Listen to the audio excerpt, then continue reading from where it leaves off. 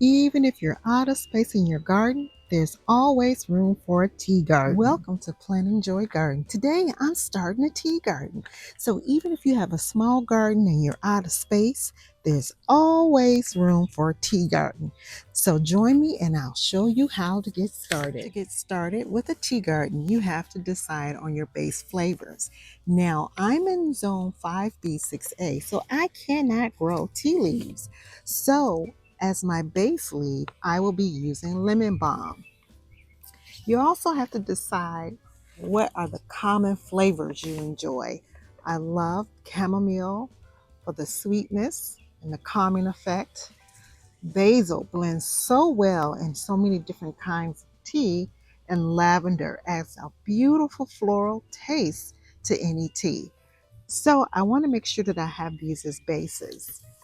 You also need a mint. Here I'm growing my favorite mint, chocolate mint. I have it double potted.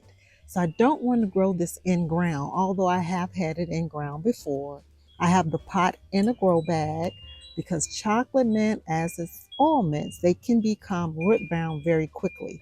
So by having it in a cloth pot, it's easier to remove it from its container. Now, chocolate mint is fast growing. It can be grown in zones 3 through 9. It thrives in very moist soil.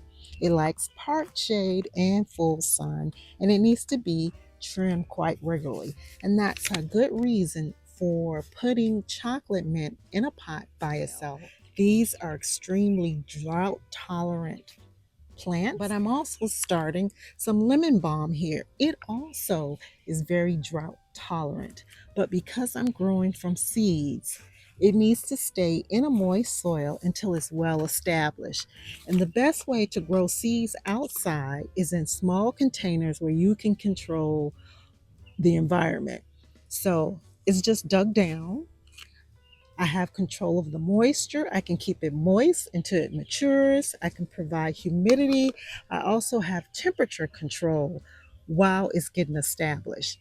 So although I have run out of space in my garden, I am using containers to establish a tea garden. However, lemon balm is a wonderful substitute. If you cannot grow tea leaves, true tea leaves, which are considered tropical, consider growing lemon balm as your base tea leaf. Now, lemon balm, also referred to as Melissa officinalis, is hardy through zones 3 to 9.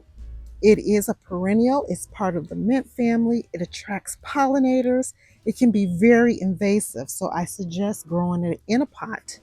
It likes part shade to full sun, and it needs a rich, well draining soil, and it is drought tolerant once established. So this pot will be the official pot of my lemon balm. The lavender and the chamomile will be moved later. Chamomile is an annual, but for the first year, they're going to live together as a tea blend.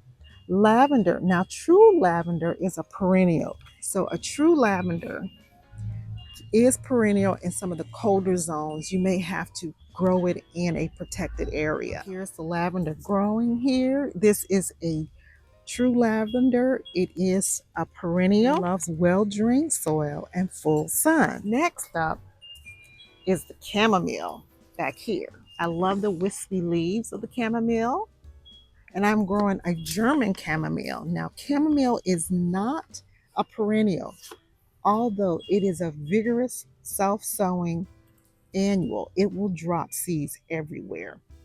So for the first year, I'm going to have my chamomile, my lavender, and my lemon balm in this one pot. Eventually, this pot will be for lemon balm only, as it is a perennial, it's fast growing, and it will fill this pot in no time. I can't wait to start making some teas. I will also be adding basil. Now, I have basil growing inside, but it's just still too cool to have my basil growing outdoors. But I will be adding basil as part of my tea garden. Even if you're out of space in your garden, there's always room for a tea garden. So now I want to share my perspective of my new tea garden. And if anything has been helpful today, or if you enjoyed this video, please like, share, and have an amazing day. Enjoy!